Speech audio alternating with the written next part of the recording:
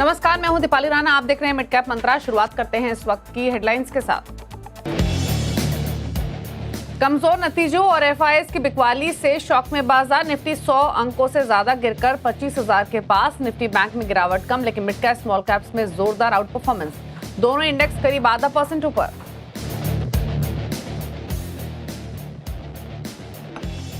IT शेयरों में लगातार दूसरे दिन दबाव, 1.5% से ज्यादा फिसला इंडेक्स। साथ ही डिफेंस शेयरों में मुनाफ वसूली कायम। वही कमजोर बाजार में फार्मा और रियल एस्टेट शेयरों में जोरदार तेजी, 2% से चढ़े इंडेक्स। सरकारी बैंकों में भी रौनक।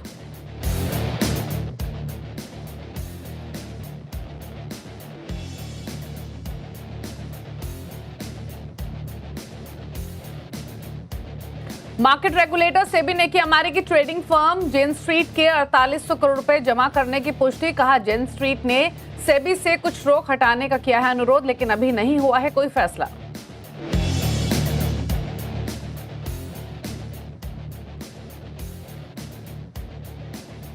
ओला इलेक्ट्रिक में 16% की जोरदार तेजी। नतीजों के बाद बाजार को पसंद आई कमेंट्री। FY26 में ग्रॉस मार्जिन 35 से 40% रहने का अनुमान। ऑटो कारोबार से फ्री कैश फ्लो आने की उम्मीद। हालांकि पहली तिमाही में घाटा बढ़ा, आई हुई आधी।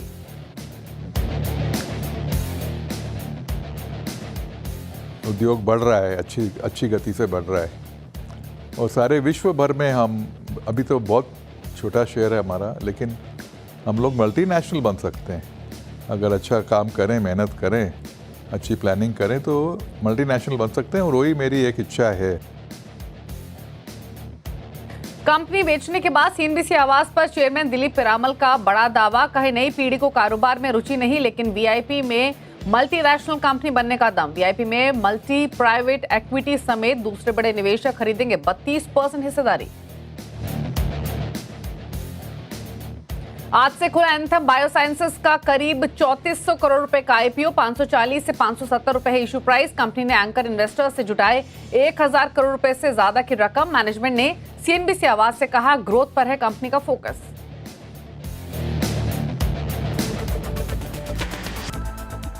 आप देख रहे हैं मिड कैप मंत्रा। हमारे साथ है मंत्री फिनमार्ट के अरुण कुमार मंत्री, जिनसे हम लेंगे ट्रेड्स, लेकिन पहले लेकर आते हैं इस समय का मार्केट का एक्शन आपके सामने। देखते हैं क्या रुझान देखने को मिल रहा है। शुरुआत करते हैं इंडेक्स निफ्टी के साथ, जो कि दिन के लोअर लेवल्स के आसपास ट्रेड कर रहा है। 100 अंकों की कमजोरी, 25,000 के आसपास। इनफैक्ट दिन के दौरान 25,000 के नीचे भी स्लिप हुआ, अभी उन लेवल्स के ऊपर आकर ट्रेड करते हुए दिखाई दे रहा है। बैंक निफ्टी भी लाल निशान में ट्रेड कर रहा है, बट उतनी वीकनेस नहीं है या फिर उतना नीचे नहीं है। बैंक निफ्टी 43 पॉइंट्स ही नीचे है, तो फ्लैट कह सकते हैं बैंक निफ्टी का ट्रेड इस समय, लेकिन थोड़ा सा वॉलेटाइल है, थोड़ा सा कंसोलिडेशन देखने को मिल रहा है। अगर कहीं आउट परफॉर्मेंस देखने को मिल रही है आज के सेशन में, तो वो है mid caps. Mid cap index ½ % से ज्यादा की बढ़त के साथ ट्रेड कर रहा है, वापस दिन के ऊपरी स्तरों पर पहुंचने की पूरी कोशिश करते हुए। सिमिलरली अगर स्मॉल कैप का इंडेक्स देखें आज के कारोबार में, तो यहाँ भी 150 अंकों की बढ़त है, 1% ऊपर है ये small cap index. Mid cap index से भी ज्यादा मजबूती आज के कारोबार में दिखा रहा है। अब फटाफट से एक बार लेकर आते हैं NSE स्टैट्स। मार्केट की ब्रेथ गिरने वाले स्टॉक्स की तरफ इंक्लाइंड है अभी भी, हालांकि ये रेशियो थोड़ा सा बेटर होते हुए दिखाई दिया है जैसे जैसे मिड कैप्स में थोड़ा मोमेंटम बना है। 1226 स्टॉक्स जो बढ़कर ट्रेड कर रहे हैं, 1467 स्टॉक्स जो कि गिरकर ट्रेड कर रहे हैं। सेक्टोरल हीट मैप देखने के बाद एक बार निफ्टी कॉन्स्टिट्यूएंट्स भी आपके सामने लेकर आएंगे और देखेंगे कि वहां पर कौन कौन से स्टॉक्स हैं जो कि प्रेशर क्रिएट कर रहे हैं। लेकिन पहले लेकर आते हैं इस समय का इंडेक्स का एक्शन। दो पॉकेट्स ऐसी हैं जो एक आउट परफॉर्मेंस दिखा रही हैं आज के सेशन में। एक तो है निफ्टी फार्मा और दूसरा है निफ्टी रियल्टी। दोनों में ही 1.25% की मजबूती है। निफ्टी PSU बैंक भी सपोर्ट कर रहा है 0.25% की बढ़त के साथ। इसके बाद जो देखेंगे metals, FMCG, autos, oil and gas, ये फ्लैट ट्रेड कर रहे हैं बिल्कुल पॉजिटिव बायस के साथ। लूजिंग साइड पर कोई मूड बिगाड़ रहा है आज, तो वो है IT और डिफेंस। IT में हालांकि वीकनेस काफी है, 1.5% से ज्यादा की कमजोरी। डिफेंस इंडेक्स ½ % नीचे है। अगेन फाइनेंशियल्स में ½ % की कमजोरी। कैपिटल को index flat towards negative side पर ट्रेड कर रहा है। तो डिसाइसिव सेलिंग IT में, बाइंग रियल्टी और फार्मा में आज के कारोबार में देखने को मिल रही है। एक बार निफ्टी कॉन्स्टिट्यूएंट्स और लेकर आते हैं और उसके बाद ट्रेड्स लेंगे और उनसे समझेंगे कहां पर अपॉर्चुनिटीज दिखाई दे रही है इंडेक्स या फिर स्टॉक स्पेसिफिक। निफ्टी के कॉन्स्टिट्यूएंट्स देखिए, हर सेक्टर का दिग्गज नीचे की तरफ ड्रैग कर रहा है। IT से इन्फोसिस, एनर्जी से रिलायंस, बैंक से HDFC, कैपिटल गुड से L&T, और इसीलिए 130 पॉइंट नीचे ट्रेड कर रहा है निफ्टी। ये नेगेटिव कंट्रीब्यूशन 130 अंकों का इन स्टॉक्स की तरफ से आ रहा है। सपोर्ट कहीं से है तो सन फार्मा, आईटीसी, एमएनएम, टाइटन से, लेकिन अभी कोई बहुत डिसाइसिव सपोर्ट नहीं है। कुछ कुछ अंकों का सपोर्ट ये दिखाई दे रहा है। लेकिन ट्रेडिंग स्ट्रैटेजीज पर करते हैं फोकस। Arun, good afternoon. बताइए पहले तो निफ्टी, बैंक निफ्टी क्या राय रहेगी? इसी तरीके का कंसोलिडेशन टुवर्ड्स मार्केट क्लोजिंग में रहने वाला है या कोई ट्रेडिंग अपॉर्चुनिटी दिखाई दे रही है? क्या सजेशंस? देखिए, गुड आफ्टरनून दीपाली जी। दीपाली जी, कल से थोड़ा मार्केट में थोड़ा अच्छा मोमेंटम है। निफ्टी में जरूर वो आपको दिखाई नहीं देगा, पर स्टॉक्स में काफी अच्छा मोमेंटम है और ब्रेड काफी अच्छी है। तो इतना डेंट आज नहीं पड़ा है जितना कल के सेशन में देखने को मिला था। पर जहां तक निफ्टी की बात है, मुझे लग रहा है 24,950, 24,980 वहां तक एक बार निफ्टी आना चाहिए। वहां तक आ जाता है तो 50% रिट्रेसमेंट इसकी रैली का हो जाएगा और वहां से मुझे लग रहा है मार्केट वापस यू टर्न ले सकता है। तो एक डिप और देखने को मिल सकता है 24,950 तक। तो बाय ऑन डिप्स की सलाह है। स्टिल अभी भी मार्केट पॉजिटिव है, 25,000 के आसपास आता है तो वहां पे बाय करके चल सकते हैं। 24,950 का एक स्टॉप लॉस लगाएं, या 24,900 का सिपर से स्टॉप लॉस लगा सकते हैं। तो एक डिप मुझे लग रहा है आनी चाहिए, तो 25,000 के नीचे आसपास मिलता है तो वहां पे बाय करना चाहिए।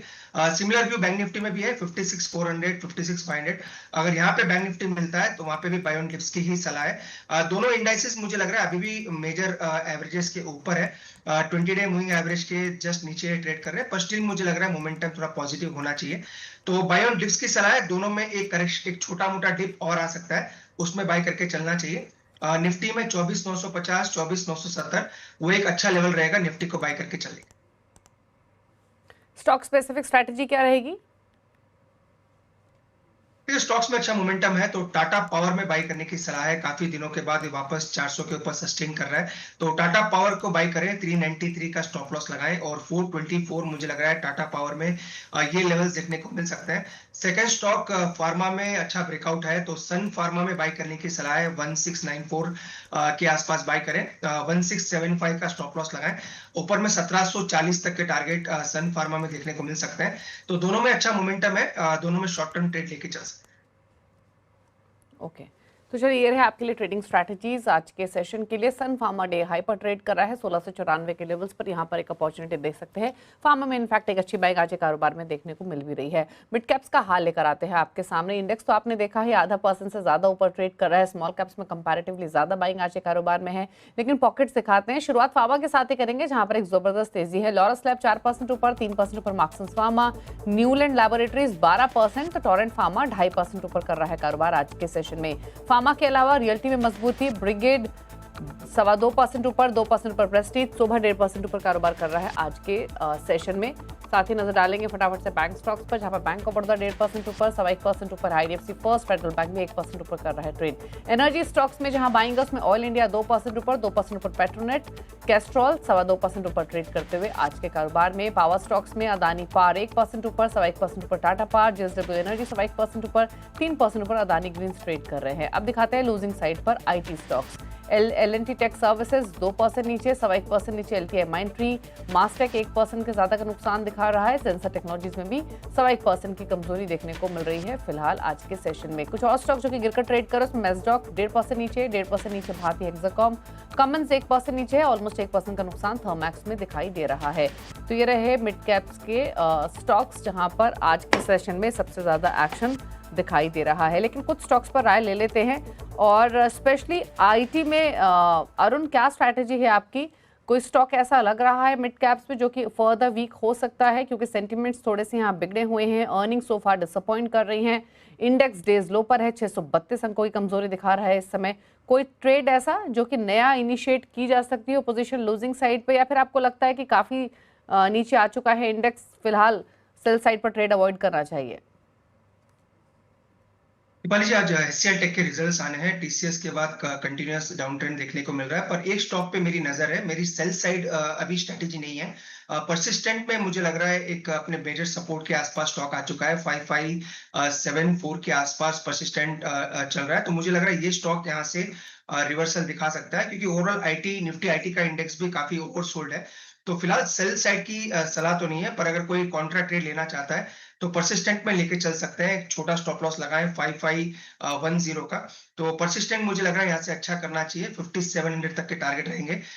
निफ्टी जो लार्ज कैप स्टॉक्स है, जो कि निफ्टी आईटी के, वो थोड़े वीकनेस ज्यादा दिखा रहे हैं, तो वहां पे तो डेफिनेटली बाई करने की सलाह नहीं है। पर अगर मिड कैप में लेना है तो परसिस्टेंट में कॉन्ट्रा कॉल लेके चल सकते हैं। ओके, तो एक कॉन्ट्रा कॉल परसिस्टेंट में ली जा सकती है ये ट्रेड्स। ये ट्रेड आपको रेकमेंड किया गया। स्टॉक उतना वीक है भी नहीं मिड कैप में, अगर आप देखेंगे स्टॉक को 5567 पर ट्रेड करते हुए दिखाई दे रहा है फिलहाल आज के सेशन में। चलिए अब कुछ खबरों की तरफ रुख कर लेते हैं और सीएनबीसी आवास की खबर पर मोहर लग गई है। सचिवों की कमेटी ने बीएसएनएल, एमटीएनएल और आईटीआई की संपत्ति बिना नीलामी के बाजार मूल्य पर दूसरे सरकारी विभागों यानी मंत्रालयों को ट्रांसफर करने की गाइडलाइंस जारी कर दी है। क्या है और डिटेल समझते हैं असीम मनचंदा से। असीम, इस खबर पर रेगुलरली आपकी नजरें रही हैं, बताइए क्या रीसेंट डेवलपमेंट्स हुई हैं, क्या अपडेट?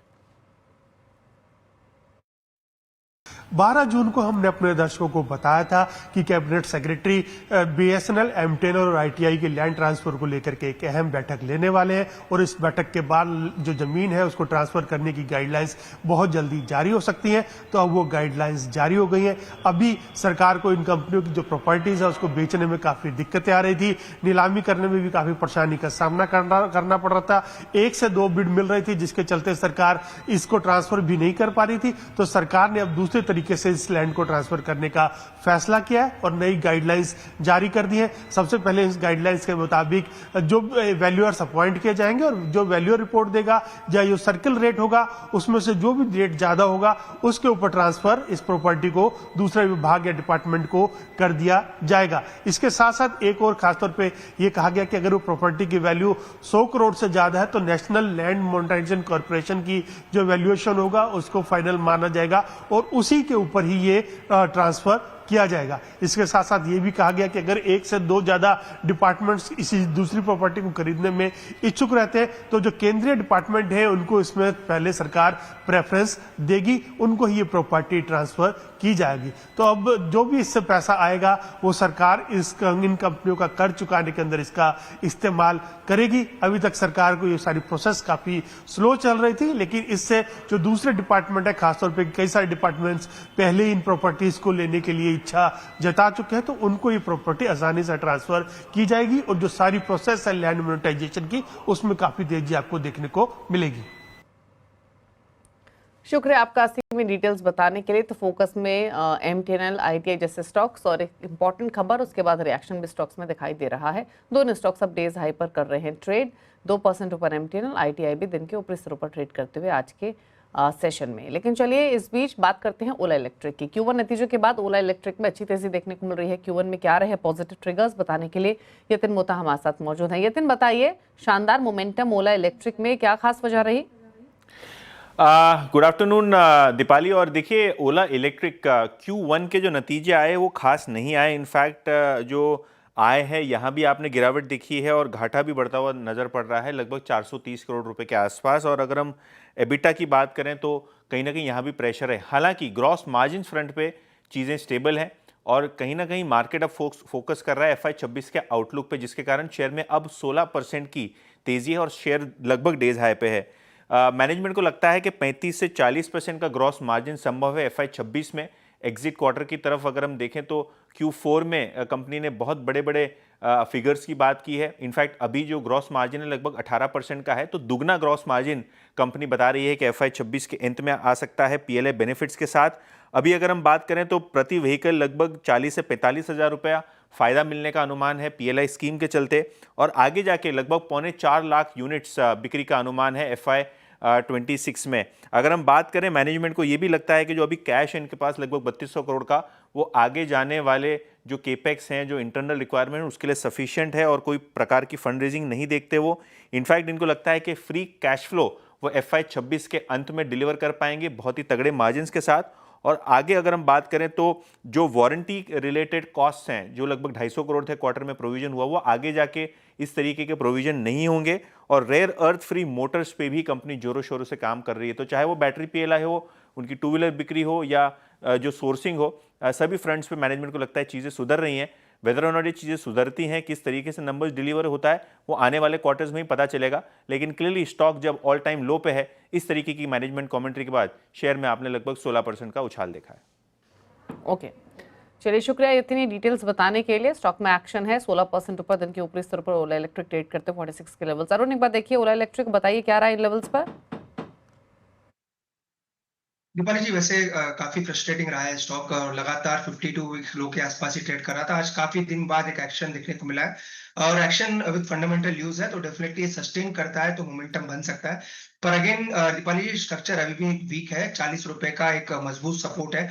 वहीं से स्टॉक पलटा भी है तो 39-40 रुपीज ये एक स्टॉप लॉस के तौर पर मानना चाहिए और उछाल पे फिलहाल मुझे लग रहा है 52 भी आता है तो आप धीरे धीरे पोजिशन को कम करना चाहिए। ओवरऑल रिवर्सल जरूर देखने को मिला है पर शॉर्ट टर्म में मुझे लग रहा है 50 से 52 के आसपास वहां पे जाके एक बार वापस सेलिंग देखने को मिल सकती है। मार्केट्स डेज लो पर ट्रेड कर रहे हैं। निफ्टी फर्दर नीचे की तरफ खिसकते हुए इस समय दिन के लोअर लेवल्स देखने को मिल रहे हैं। एक बार लेकर आते हैं इंडेक्स आपके सामने और देखते हैं क्या रुझान देखने को मिल रहा है। निफ्टी बैंक निफ्टी दोनों में ही निफ्टी इनफैक्ट अब 25,030 वापस दिन के लोअर लेवल्स पर आ चुका है। 0.5% की कमजोरी यहां देखने को मिल रही है। निफ्टी बैंक 94 अंक नीचे ट्रेड करते हुए आज के सेशन में। सेंसेक्स 0.5% नीचे कारोबार कर रहा है। पॉकेट्स देखें। अच्छा एक बार आईटी इंडेक्स और आईटी के स्टॉक्स लेकर आते हैं आपके सामने जो सबसे ज्यादा मूड बिगाड़ रहे हैं आज के सेशन में। आईटी इंडेक्स इस समय 602 पॉइंट नीचे ट्रेड कर रहा है। अगेन दिन के लोअर लेवल्स के आसपास ही है। हालांकि 700 पॉइंट तक की वीकनेस हमने दिन के दौरान देखी आईटी इंडेक्स में। पॉकेट्स अगर देखेंगे स्टॉक्स अगर देखेंगे आईटी में जो कि सबसे ज्यादा कमजोर आज के सेशन में रहे हैं तो दिग्गजों की तरफ से तो प्रेशर आते हुए देखा ही है। इन्फोसिस कमजोर आज के कारोबार में। इसके अलावा कमजोरी देखने को मिल रही है टीसीएस में, एचसीएल टेक में, टेक महिंद्रा, विप्रो, एलटीएमआईएनटी। तो मिड कैप्स हो या फिर लार्ज कैप्स हो डिसाइसिव यहाँ पर जो मूड है वो बिगड़ा हुआ है सेल साइड पर आईटी में स्पेशली। अच्छा आईटी में एक बार एलटीएमआईएनटी या एलटीटीएस इन दोनों पर आपकी राय क्या रहेगी? फर्दर नीचे जाने की पॉसिबिलिटी दिखाई दे रही है क्या जिनके पास शॉर्ट ट्रेड्स हो या कोई वीकनेस वाला ट्रेड ढूंढ रहा हो? अरुण क्या रहे एलएनटी टेक सर्विसेज और एलटीएमआईएनटी पर? दीपाली जी एलटीआईएम का स्ट्रक्चर थोड़ा वीक है। वो स्टॉक मुझे लग रहा है 1-2% की गिरावट और दिखा सकता है। तो दोनों में अगर कंपेयर करें तो एलटीआईएम 5000 से 5020 तक के लेवल्स वहां तक फिसल सकता है तो वो एक वीक काउंटर है। पर एलटीटीएस का स्ट्रक्चर अभी भी पॉजिटिव है। लगभग 2 हफ्तों के लोस को अभी भी होल्ड कर रहा है जहां की मेजर ऑफ द अगर आप आईटी स्टॉक्स देखें 2-3 हफ्तों के लोस के ऊपर है। तो एलटीटीएस फिलहाल वीकनेस स्ट्रक्चर में नहीं है पर एलटीआई में मुझे लग रहा है 100-120 रुपए की गिरावट आ सकती है। अराउंड 5000-5020 तक के लेवल्स एलटीआईएम में देखने को मिल सकते हैं। तो एलएनटी माइंट्री वो ज्यादा मुझे वीक नजर आ रहा है। तो एलटीएमआईएनटी ज्यादा कमजोर नजर आ रहा है। हालांकि एलएनटी टेक सर्विसेज भी देखेंगे तो ये भी 0.2% नीचे कारोबार कर रहा है आज के सेशन में। लेकिन बात करेंगे वीआईपी इंडस्ट्रीज की। बाजार का फोकस आज वीआईपी इंडस्ट्रीज पर है। कंपनी के प्रमोटर ने 32% हिस्सा बिक्री के लिए करार किया है। इसके साथ ही रिटेल इन्वेस्टर्स के लिए ओपन ऑफर भी आया है। क्या है डिटेल बताने के लिए आशीष चतुर्वेदी हैं। आशीष बताइए। देखिए वीआईपी इंडस्ट्रीज़ के लिए अब एक नए सफ़र की शुरुआत हो गई है जहां पर जैसे कि आपने बताया कि प्रमोटर्स अपनी जो हिस्सेदारी बेचेंगे और उसके बाद पब्लिक के लिए भी 26% हिस्सेदारी के लिए ओपन ऑफर आएगा। लेकिन फिलहाल अगर आप देखें तो इस कंपनी की जो जर्नी रही है बड़ी इंटरेस्टिंग यहाँ पर देखने को मिली है। अभी फिलहाल के लिए आप ये समझिए कि प्रमोटर ग्रुप की 7 कंपनियां जो है यहाँ पर हिस्सेदारी बेचेंगे और साथ में खरीदारी करने के। लेकिन कुछ डिटेल्स पहले समझ लेते हैं। सबसे पहले अगर आप देखें तो ये जो 32% हिस्सेदारी है ये 388 रुपीज़ के भाव पर यानी 1763 करोड़ की डील इसको माना जाएगा। लेकिन इसके बाद अब क्योंकि ओपन ऑफर ट्रिगर होगा 26% हिस्सेदारी के लिए तो वहाँ पर भी अगर आप देखें तो 15% डिस्काउंट पर तकरीबन 388 के भाव पर 1437 करोड़ की ये भी डील आपको यहाँ पर देखने को मिलेगी। लेकिन फिलहाल के लिए अगर आप देखें तो कुछ प्रमोटर एंटिटीज़ हैं जो यहाँ पर अपनी हिस्सेदारी बेच रहे हैं। ये आप अपनी स्क्रीन पर नाम देख सकते हैं कि जिनमें हिस्सेदारी बेच करेंगे। लेकिन ज़्यादा इंपॉर्टेंट ये होता है कि कौन से इन्वेस्टर्स हैं जो यहाँ पर खरीदारी कर रहे हैं। तो पीई फंड्स हैं ये यहाँ पर खरीदारी करने वाले हैं और इसमें अगर आप देखें तो जो चर्चित नाम निकल कर आ रहा है मिथुन संचेती का है जो कि कैरेट लेन के फाउंडर हैं। तो अपने आप में काफ़ी पिछले 2 साल से ये स्टॉक बड़ा बजिंग था कि इसमें कौन हिस्सेदारी करेगा। हिस्सा बिकने वाला है सभी को पता था, हिस्सेदारी कौन खरीदेगा ये सस्पेंस फाइनली खत्म होते हुए नजर आ रहा है। लेकिन फिलहाल के लिए अगर आप देखें तो वीआईपी इंडस्ट्रीज के लिए सबसे बड़ी चुनौती होती जा रही थी कि ग्रोइंग बिजनेस है, फास्ट ग्रोइंग बिजनेस है। लेकिन दिक्कत की बात यह कि मार्केट शेयर लगातार घटता जा रहा है। अब अगर आप देखें तो 2020 में जो वीआईपी इंडस्ट्रीज का मार्केट शेयर तकरीबन 47% था अब वो घटकर केवल 38% हो गया। और इसके पीछे कारण ये कि कंपेटिटिव इंटेंसिटी लगातार यहाँ पर बढ़ती जा रही है। और अगर आप देखें चार्ट्स पर तो आपको समझ में आएगा कि किस प्रकार से वीआईपी इंडस्ट्रीज का जो मार्केट शेयर है ये लगातार घटता जा रहा है। ये 2021 में 40% था, थोड़ा सा वॉलेटाइल हुआ 2022 में, 23 में 37 और 2024 में फिलहाल के लिए अगर आप देखें तो 38% के आसपास का मार्केट शेयर है। लेकिन इसके फ्लिप साइड, इसका दूसरा पहलू आप देखिए कि जो सफारी इंडस्ट्रीज है इसके मार्केट शेयर में आपको स्टेडी ग्रोथ देखने को मिल रही है। 24% से 27% हुआ 2023 में, और अभी 2024 का आंकड़ा अगर आप देखें तो ऑलमोस्ट 32% के आसपास है। और सैमसंगाइट इसने भी अपने मार्केट शेयर को लूज किया है, और इसके पीछे कारण ये है कि कुछ और नए एंट्रेंट्स भी निकल कर आ रहे हैं। जैसे अगर आप देखें तो अपर केस है, मोकाबारा है, ये भी अगर आप देखें तो तेजी से ग्रो कर रहे हैं। हालांकि इनका मार्केट शेयर इतना सिग्निफिकेंट नहीं है। मार्केट शेयर ज्यादातर वीआईपी, सफारी और सैमसंगाइट इन्हीं तीनों के पास है, और ऑर्गेनाइज्ड मार्केट शेयर का तगड़ा साइज ये होल्ड करके चलते हैं। लेकिन ये इंडस्ट्री जैसे कि मैंने बताया कि बड़ी तेजी से बढ़ रही है, बड़ी अच्छी इंडस्ट्री है, और तकरीबन 20,000 करोड़ के आसपास की इसकी वैल्यू है, जिसमें जो CAGR ग्रोथ निकल कर आ रही है ये 14 से 16% के आसपास ही है। और इसी के चलते हम देख रहे हैं कि लगातार इन्वेस्टर्स का इंटरेस्ट इस पूरी लगेज इंडस्ट्री में बना हुआ है। लेकिन इसके साथ अगर आप देखें तो और भी ढेर सारे कारण बनते हैं कि ये बहुत स्वीट स्पॉट पर है। आप समझिए कि पिछले 4-5 सालों में भारत में जो ट्रैवल की बूम है ये एक्सेप्शनल तरीके से देखने को मिली, और इसी के चलते सीधे तौर पर लगेज की जो डिमांड है इसमें आपको बढ़त देखने को मिली है। भारत मिलेनियल्स और जेनजी वाला देश है, और 2030 तक अगर आप देखें तो जो अर्बन पॉपुलेशन है 40% हो जाएगी। 1.2 करोड़ जो है वर्किंग ग्रुप में जुड़ेंगे। तो इसके चलते अगर आप देखें तो जो एक कैपेसिटी आती है खरीदारी करने की, इसमें भी एक बढ़त देखने को मिलेगी। तो बड़ी स्वीट स्पॉट पर इंडस्ट्री ग्रोथ यहाँ पर काफ़ी बढ़िया देखने को मिल रही है। और इन सभी तर्कों से अगर आप देखें तो मैनेजमेंट भी पूरी तरीके से सहमत नजर आते हैं, क्योंकि हमारे साथ इन्होंने एक्सक्लूसिव बातचीत की थी। आइए सुनते हैं। भविष्य तो बहुत अच्छा है, लॉन्ग टर्म इज बहुत अच्छा भविष्य है। और हमारे मैनेजमेंट का ही कठिनाइयाँ हैं, जो सारे प्रॉब्लम्स हैं वो मैनेजमेंट में ही हैं। इंडस्ट्री में कोई प्रॉब्लम नहीं है। इंफ्रास्ट्रक्चरली हम लोग बहुत अच्छे हैं, हमारी फैक्ट्रियाँ अच्छी हैं। बांग्लादेश में हमारे सॉफ्ट लगेज की इतनी बड़ी, विश्व की सबसे बड़ी मैन्युफैक्चरिंग फैसिलिटी सॉफ्ट लगेज की हमारी है बांग्लादेश में। तो स्ट्रक्चरली हम लोग बहुत ऐसे अच्छे स्थिति में हैं। अब लेकर आते हैं लैंडमार्क 1 का अपडेट। इस हफ्ते मुकाबला चल रहा है ग्लोब कैपिटल के गौरव शर्मा, प्रूडेंट कॉर्पोरेट के प्रदीप फौजंदानी और फिनवर्सिफाई की ध्वनि पटेल। रिटर्न्स की स्थिति आपके सामने। ध्वनि का पोर्टफोलियो 3.25% रिटर्न दे रहा है, गौरव का पोर्टफोलियो 1%, प्रदीप का पोर्टफोलियो नेगेटिव 1.25%। ये रहा अपडेट। इसी के साथ एक ब्रेक उस पर अब देखिए न्यूयॉर्क कंपनी, जहां आज हम बातचीत करेंगे आयरेडा के चेयरमैन प्रदीप कुमार दास से। एक ब्रेक के बाद नमस्कार।